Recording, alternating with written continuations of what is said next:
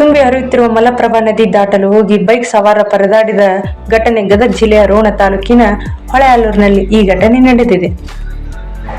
ಹರಿಯುವ ನದಿಯಲ್ಲಿ ಪ್ರಯಾಣಿಕರ ಹುಚ್ಚಾಟ ಮೆರೆಯಲು ಹೋಗಿ ಪರದಾಡಿದ್ದಾರೆ. ಮತ್ತೋರ್ವ ಸಹಾಯದಿಂದ ಬೈಕ್ ಹೊರ ತೆಗೆಯಲಾಯಿತು. ಹೊಳೆಆಲೂರಿನಿಂದ ಬಾದಾಮಿ ಬನಶಂಕರಿಗೆ ಸಂಪರ್ಕಿಸಲು ರಸ್ತೆ ಬಂದ್ ಆಗಿದೆ. ಈ ರಸ್ತೆಗೆ ಸೇತುವೆ ಕಾಮಗಾರಿಕೆ ಆರಂಭವಾಗಿದೆ. ಆದ್ದರಿಂದ ಬ್ರಿಡ್ಜ್ ಪಕ್ಕ ಕಿರು ರಸ್ತೆ ನಿರ್ಮಾಣ ಮಾಡಲಾಗಿತ್ತು. ಉಕ್ಕಿ ಹರಿಯುವ ನೀರಿನ ತಾತ್ಕಾಲಿಕವಾಗಿ ನಿರ್ಮಾಣ ಮಾಡಿದ್ದ ಕಿರು ರಸ್ತೆ ಕೂಡ ಕೊಚ್ಚಿ ಹೋಗಿದೆ. ಆದರೆ ಅದೇ ರಸ್ತೆಯಲ್ಲಿ ಜನರು ಓಡಾಟ ನಡೆಸಿದ್ದರು. ನಂತರ ಸ್ಥಳಕ್ಕೆ ಪೊಲೀಸರು ಭೇಟಿ ನೀಡಿದ್ದಾರೆ. ನೀರು ಕಡಿಮೆ ಆಗುವವರೆಗೂ ರಸ್ತೆ ದಾಟದಂತೆ ಎಚ್ಚರಿಕೆ ನೀಡಿದ್ದಾರೆ. ಇದು ಬೆಣ್ಣೆಹಳ್ಳದ ನೀರು. ಹೊಳೆಆಲೂರು ಬಳಿ ಮಲಪ್ರಭಾ ನದಿಗೆ ಬೆಣ್ಣೆಹಳ್ಳ ಸಂಗಮವಾಗುತ್ತದೆ. ಹೊಳೆಆಲೂರು, ರೋಣ, ನರಗುಂದ ಭಾಗದಲ್ಲಿ ಮಳೆಯಾಗಿಲ್ಲ. ಆದರೆ ನಿನ್ನೆ ನವಲಗುಂದ, ಯಮನೂರು, ಹುಬ್ಬಳ್ಳಿ, ಧಾರವಾಡ ಮೇಲ್ಭಾಗದಲ್ಲಿ ಆದ ಮಳೆಯಿಂದ ಬೆಣ್ಣೆಹಳ್ಳದ ನೀರು ಧುಮುಕಿ ಹರಿಯುತ್ತಿದೆ. Okay TV Kannada, Gadag.